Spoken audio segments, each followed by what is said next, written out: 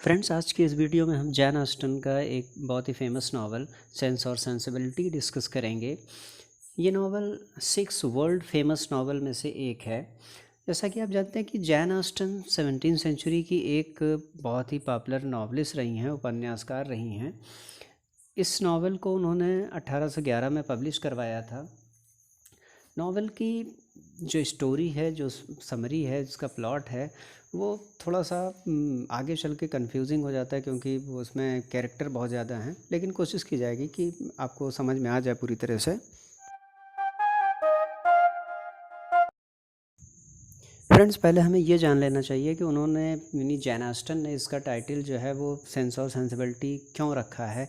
तो जैन ऑस्टन अपने नावल का टाइटल कैरेक्टर के टेम्पर पे, उसके स्वभाव पे, उसके बिहेवियर पे रखती हैं। जैसा कि उन्होंने प्राइड एंड प्रेजुडिस लिखा है, प्राइड जो है वो डार्सी के लिए यूज़ किया है, प्रेजुडिस एलिजाबेथ के लिए यूज़ किया है। तो सेम वही कंडीशन यहाँ भी है कि सेंस उन्होंने दो लड़कियों की कहानी है, एलेनोर और मैरियन।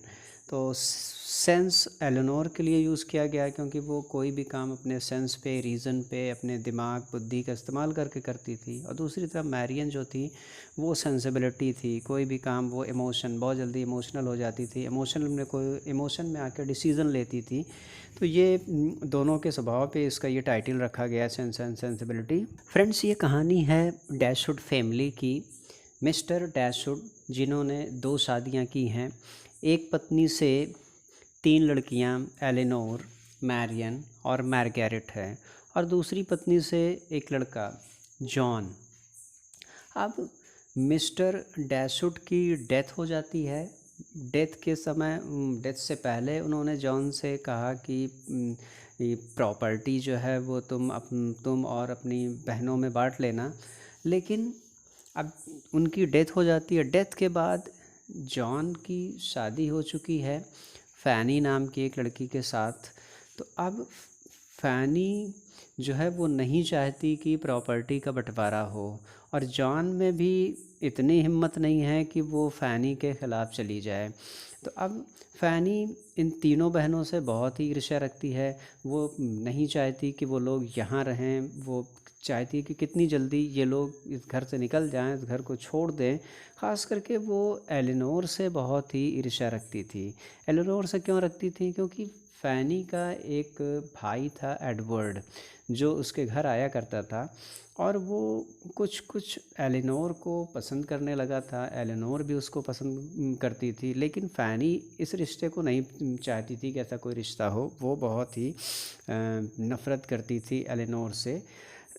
एट लास्ट उसने अपनी फैनी ने जॉन को इतना ज़्यादा तंग कर दिया कि जॉन जो है वो मजबूर हो गया कि वो मिसेस डैशवुड को और अपनी तीनों बहनों को घर से निकाल दे।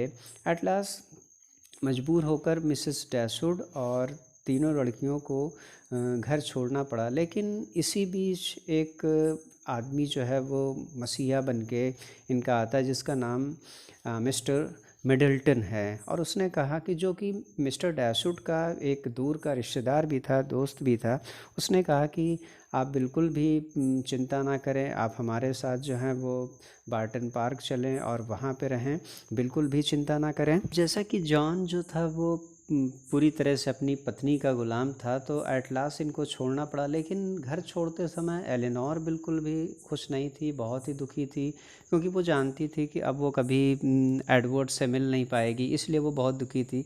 अब ये लोग नॉरलैंड छोड़ के बार्टन पार्क आ जाते हैं, यहाँ पे रहने लगते हैं। ज़िंदगी धीरे धीरे इनकी पटरी पे आ रही थी। इसी बीच यहाँ पे एक व्यक्ति से इनकी मुलाकात होती है, जिसका नाम है कर्नल ब्रैंडन। कर्नल ब्रैंडन एक आर्मी रिटायर्ड हैं, जो मिडिल एज मैन हैं। वो जब इस फैमिली से मिलते हैं तो धीरे धीरे उनका अट्रैक्शन जो है वो मैरियन की तरफ बढ़ता है। अब मैरियन को वो धीरे धीरे पसंद करने लगते हैं, लेकिन मैरियन बिल्कुल भी उनमें इंटरेस्टेड नहीं थी, because he was an aged man of 35। तो वो बिल्कुल भी इंटरेस्टेड नहीं थी, यहाँ तक कि वो उनसे कभी फेयरली बात भी नहीं करती थी। लेकिन कर्नल ब्रैंडन बहुत ही जनरस टाइप के आदमी हैं, बहुत ही जेंटल हैं, सब स्वभाव के हैं। तो वो अपना मन मार के बैठ जाते हैं जब वो देखते हैं कि मैरियन बिल्कुल भी उनकी तरफ इंटरेस्टेड नहीं है। तो वो अपने दिल की बात अपने दिल में ही रख कर किनारे हो जाते हैं। इसी बीच एंट्री होती है एक दूसरे कैरेक्टर की, जिसका नाम है जॉन विलोवी।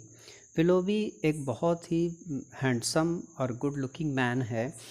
फर्स्ट टाइम जब उसे मैरियन ने देखा तो फर्स्ट टाइम ही वो उसकी तरफ अट्रैक्ट हो गई और विलोवी भी उसकी तरफ अट्रैक्ट होता है।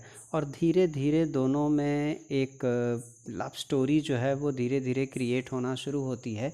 इस चीज़ को कर्नल ब्रैंडन देख रहे थे, लेकिन अब वो जैसे कि ठहरे बहुत ही सभ्य और जेनरस टाइप के, तो वो कुछ बोल नहीं पाते। जबकि वो विलोवी को बहुत अच्छी तरह जानते थे कि विलोवी कैसा व्यक्ति है, वो कैसा कई लड़कियों के साथ वो ऐसा कर चुका है, कई को धोखा दे चुका है, लेकिन वो कुछ भी मैरियन से नहीं कहते हैं।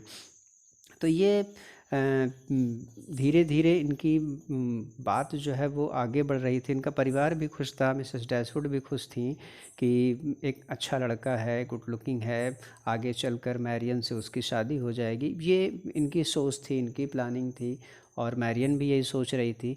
लेकिन होता बिल्कुल इसका उल्टा है। होता वैसा है जैसा कर्नल ब्रैंडन चाहते थे, कर्नल ब्रैंडन सोच रहे थे। तो एक दिन क्या हुआ कि बहुत ही सडनली विलोवी ने कहा कि वो यहाँ नहीं रहना चाहता और वो लंदन जाना चाहता है, कुछ उसके बिजनेस है, कुछ काम है। और अचानक सडनली वो बार्डन बार छोड़कर चला जाता है। अब वो मैरियन बिल्कुल उसको कुछ समझ नहीं आता कि ऐसा क्या हुआ, अचानक क्यों वो छोड़कर चला गया। वो बहुत ही उदास थी, बहुत ही रोती थी, और उसको यकीन नहीं होता कि मतलब कैसा ऐसे जो है वो विलोवी कर सकता है। उसके दुख को जब देखते हैं तो कर्नल ब्रैंडन जो हैं वो बहुत दुखी होते हैं और उसको समझाते हैं कि वो एक अच्छा लड़का नहीं है, उसका कैरेक्टर ऐसा है, कई लड़कियों के साथ वो ऐसा कर चुका है, मेरे एक दोस्त की लड़की उसके साथ भी उसने ऐसा उसको धोखा दिया था। ये सारी बातें जब कर्नल ब्रैंडन उसको बताते हैं तो थोड़ा मैरियन थोड़ा सा रिलैक्स होती है और एक सिंपैथी भी क्रिएट होती है कर्नल ब्रैंडन के लिए। इसी बीच एलेनोर को पता चलता है कि एडवर्ड जो है वहाँ आया है। तो अब ये धीरे धीरे इनका जो एक परिवार में जो एक उदासी थी, उदासी का माहौल था विलोवी के जाने से, वो धीरे धीरे चीज़ें जो हैं वो सेटल हो रही थी। इसी बीच एडवर्ड वहाँ आता है, और जब ये बात एलेनोर को पता चलती है कि एडवर्ड वहाँ आया है तो वो बहुत ही एक्साइटेड थी एडवर्ड से मिलने के लिए कि भाई एडवर्ड यहाँ आ गया जो है।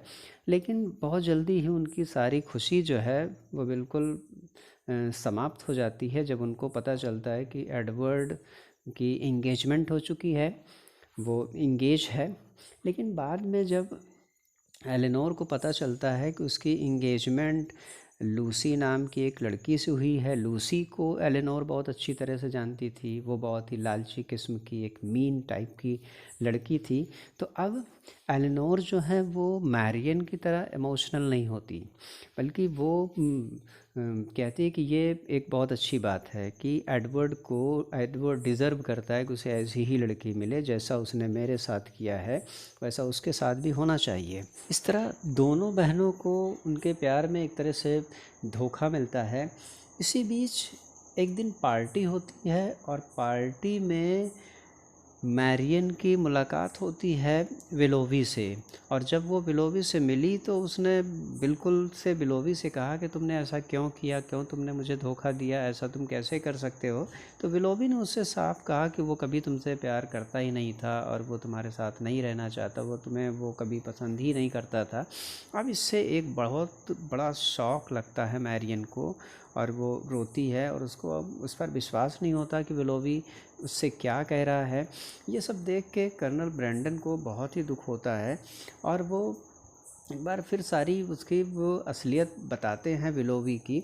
अब धीरे धीरे मैरियन जो है अब उसकी तरफ से बहुत ही विलोबी पर गुस्सा होती है, एक तरह से उससे नफ़रत करने लगती है और धीरे धीरे ये अट्रैक्ट होना शुरू होती है कर्नल ब्रैंडन की तरफ, उनके मतलब उनकी सिंपैथी को देखकर, उनके परिवार के प्रति उसकी श्रद्धा को देखकर कि वो कितना उनकी मदद करते थे। इसको देख के धीरे धीरे ये इनकी तरफ अट्रैक्ट होती है और इस तरह कर्नल ब्रैंडन और मैरियन का एक रिलेशनशिप थी वो धीरे धीरे सही होने लगती है।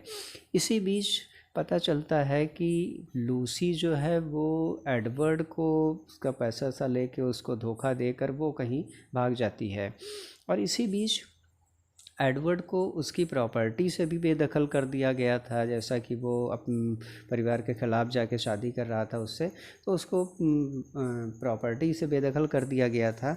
अब एडवर्ड का कोई नहीं था, एडवर्ड के आगे पीछे कोई नहीं था कि वो जाए तो अब कहाँ जाए, कहीं नहीं जा सकता था।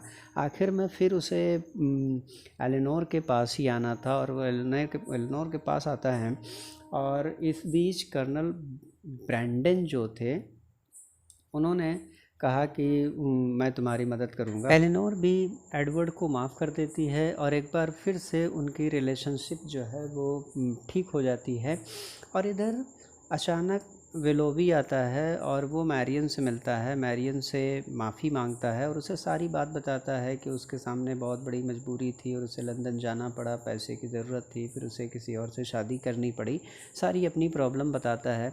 तो मैरियन भी उसकी प्रॉब्लम को समझती है और उसे माफ़ कर देती है और इस तरह कर्नल ब्रैंडन की शादी मैरियन से हो जाती है और एडवर्ड की शादी एलेनोर से हो जाती है।